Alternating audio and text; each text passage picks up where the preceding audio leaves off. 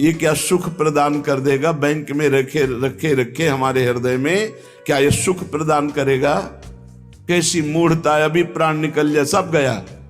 और राधा राधा परम धन आपके साथ जाएगा।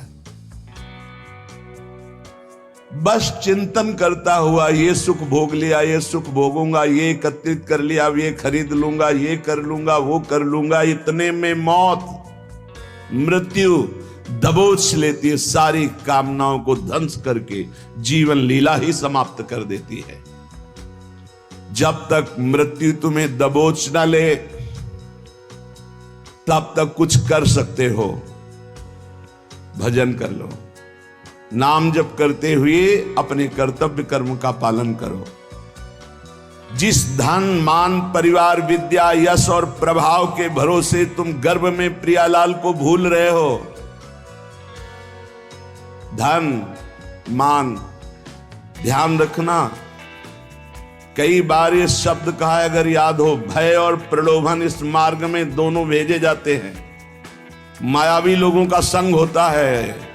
धन मान परिवार विद्या यश प्रभुत्व, इसके गर्भ में आकर, इसके भरोसे में आकर जो तुम प्रभु को भूल रहे हो, अहंकार से फूल रहे हो, तुम्हारी जरा भी मदद ये न धन कर पाएंगे, न विद्या, न यश, न मान, न प्रभुत्व और न मायावी लोग। हाथ मलते रह जाओगे, कुछ हाथ नहीं लगेगा। जब प्राण निकलने का समय आता है तो जीवन में जो किया वही सामने नाचता है और वही तुम्हारे अगले जन्म का हिसाब बन जाता है। नेत्रों के सामने छा जाएगा वही दृश्य जो तुम्हारी दुर्गति होनी है। अगर भजन किए हो तो भगवान कहते अंतिम समय मैं उसकी स्मृति बनता हूं। यही तो भरोसा आनंद दे रहा है कि हमसे चूक हुई तो आपसे चूक नहीं होगी, आप हमारी स्मृति बन जाओगे।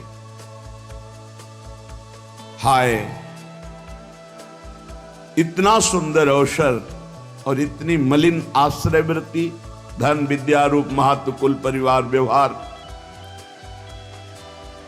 ये तुम्हारे किसी काम में नहीं आएंगे। अभी बात मान लो, किसी काम में नहीं आएंगे।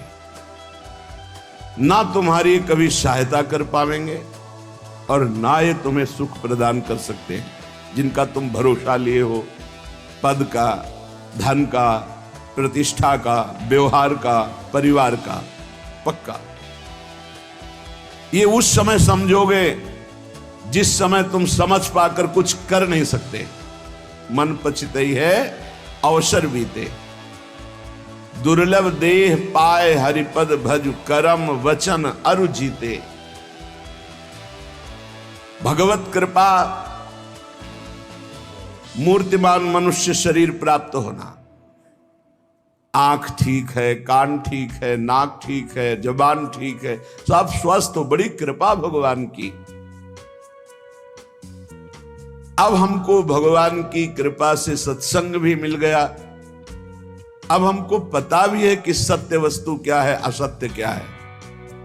वैसे सत्य वस्तु वो क्या है और असत्य क्या है तो गांव गली में भी लोग जानते हैं।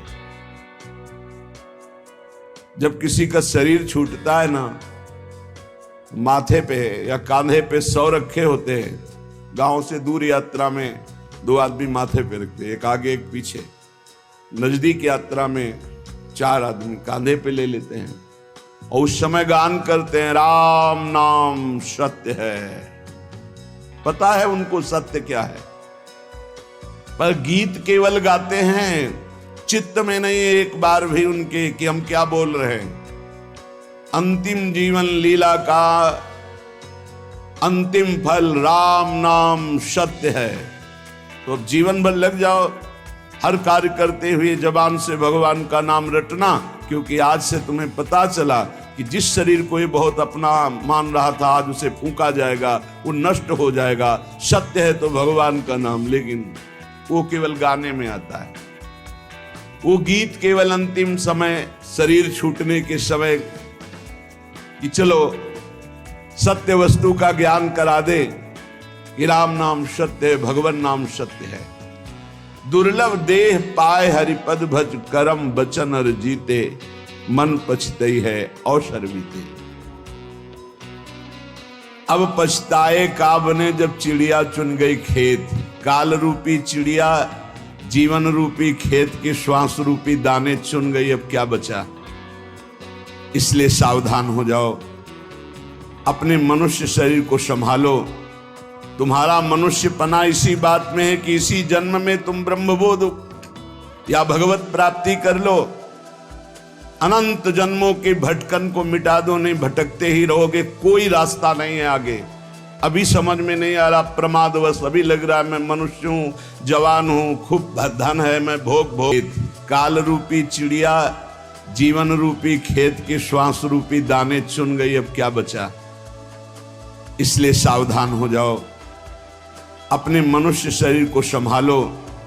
तुम्हारा मनुष्यपना इसी बात में है कि इसी जन्म में तुम ब्रह्मबोध या भगवत प्राप्ति कर लो। अनंत जन्मों के भटकन को मिटा दो, नहीं भटकते ही रहोगे, कोई रास्ता नहीं है आगे।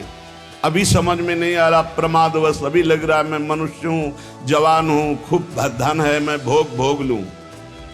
लेकिन शरीर छूटते ही ये मानो दे, फिर तुम परवश हो जाओगे। पशु पक्षी नाना प्रकार की योनियों में तुम्हारी बिल्कुल स्वतंत्रता नहीं रहेगी कि तुम कोई नवीन कर्म कर लो। भगवान की जब अहेतुकी कृपा होती है तब संत मिलते हैं। जिसके जीवन में संत का प्रवेश हुआ, समझो हमारे ऊपर अहेतुकी कृपा श्री हरि की है। अब मोहि भा भरोस हनुमंता, बिनु हरि कृपा मिले नहीं संता। तो जब संत मिले तो उनकी आज्ञा पालन करो, उनके बतलाए रास्ते पर विचार करने की जरूरत नहीं है। संसार के दोस्त मित्र मायावी व्यवहारी, इनसे बात करने पर इनकी बात पर विचार करो। बिना विचारे जे करें ते पाछे पछताएं, काम बिगाड़ो आपनो जग में होत हंसाए। पर जब संत सदगुरु बात करें तत्काल उनकी आज्ञा के पालन में तत्पर हो जाओ। बिना ही विचार करी शुभ जानी, वहां विचार की गुंजाइश नहीं है। याद रखो, मनमानी आचरण करोगे तो जीवन असफल हो जाएगा, और संत आज्ञा में रहोगे तो जीवन सफल हो जाएगा। तुम्हारे ऊपर भगवान की अहेतुकी कृपा की वर्षा हुई। मनुष्य शरीर, संत समागम, भजन पद्धति का तुम्हें ज्ञान हो रहा है। तुम्हारे सारे पाप संताप जल जाएंगे। तुम्हारा हृदय आनंद और शांति के सुख में डूबने लगेगा। तुम भगवत प्रेम की धारा में डूबकर परमानंद को प्राप्त करोगे। परंतु याद रहे,